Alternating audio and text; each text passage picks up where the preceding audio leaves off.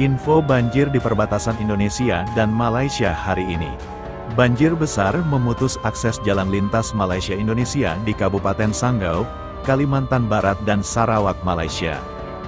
Hal ini membuat kendaraan, termasuk bus dari Malaysia, tidak bisa melintas, sehingga penumpang terjebak di pos lintas batas negara, PLBN, Ntkong. Seperti inilah suasana di PLBN Ntkong, Kabupaten Sanggau, Kalimantan Barat, pada Kamis, tanggal 30 Januari tahun 2025. Banjir merendam 3 kecamatan di wilayah perbatasan Sanggau, yakni Kecamatan Sekayam, Ntkong, dan Beduai. Akibatnya, warga dari Kuching, Malaysia, yang akan kembali ke kota Pontianak, Kalbar, terjebak di pos lintas batas negara, PLBN, Ntkong. Selain itu ratusan pelancong yang hendak masuk ke Kalbar menunggu keberangkatan bus karena tidak bisa melintas akibat banjir yang merendam ruas jalan antar negara Malaysia-Indonesia di Kabupaten Sanggau. Untuk bisa masuk ke Kalbar, bus terpaksa harus putar balik ke Malaysia dan kemudian menuju PLBN Aruk di Kabupaten Sambas. Di lain tempat ratusan rumah warga di perbatasan Indonesia dengan Malaysia, tepatnya di Kecamatan Jagoi, Babang, Kabupaten Bengkayang, Kalbar, masih terendam banjir 31/1/2025. Kapolsek Jagoi Babang, AKP Asep Maulana, Rabu, menyatakan 453 kepala keluarga, atau lebih dari 1.507 jiwa warga di perbatasan Malaysia di Jagoi Babang, Kabupaten Bengkayang, Kalbar, terdampak banjir. 2 desa di wilayah Jagoi Babang yang terdampak, dan terdapat 38 balita dan 78 lansia, ujarnya. Dari pantauan kepolisian Polsek Jagoi Babang, ketinggian air mencapai 3 meter, khusus banjir yang terjadi di Dusun Peleng dan Sentimok. Namun, warga terdampak tidak mau mengungsi dan memilih tetap bertahan dalam rumah mereka.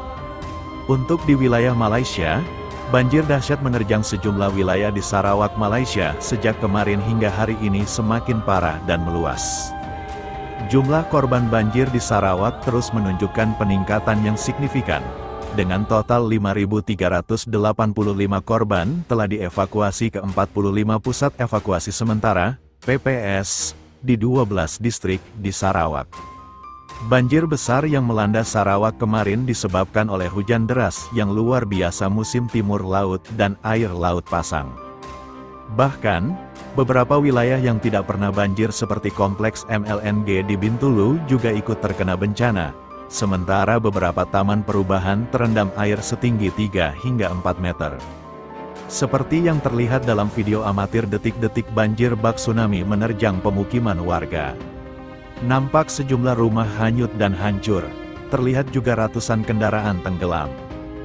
Beberapa desa di sekitar bantaran Sungai Sarawak, termasuk Kuchingbang, juga ikut terendam banjir, namun efisiensi sistem pintu air atau bendungan, berhasil mencegah air laut masuk ke sungai, sebelum air mulai surut pada sore hari. Ketua JPBNS, Datuk Amar Douglas Ugah Embas saat ditemui media mengatakan, personel khususnya tim penyelamat sudah bersiap di seluruh lokasi untuk menghadapi bencana ini.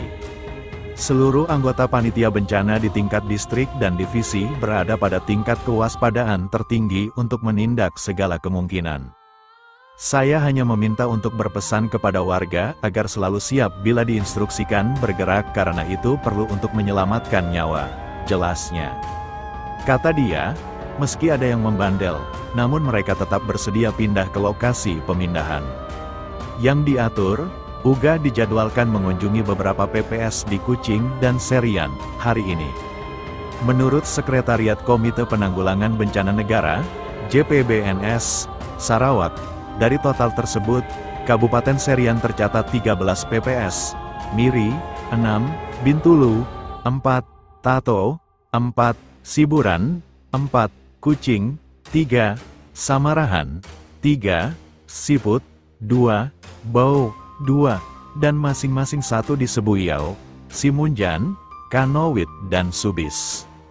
PPS Stadion Muhibah Bintulu mencatat jumlah korban terbanyak, yakni 883 jiwa dari 216 kakak. Mereka merupakan warga perumahan rakyat, RPR, Sebiu, Springville, Sungai Pelan, dan Taman Sebiu Indah yang terkena dampak langsung banjir kemarin. PPS Pusat Sukan BDA, Kidurong mencatat 258 korban dari 69 KK yang dievakuasi dari kawasan kumuh Sungai Pelan. Sedangkan PPS Dewan Penghulu, Seribu Nangatada, Kanowit mengamankan 215 korban dari 53 KK yang berada di sekitar rumah panjang di kawasan tersebut. Hingga saat jumlah penduduk yang terdampak masih terus bertambah saat ini masih dalam pendataan pungkasnya.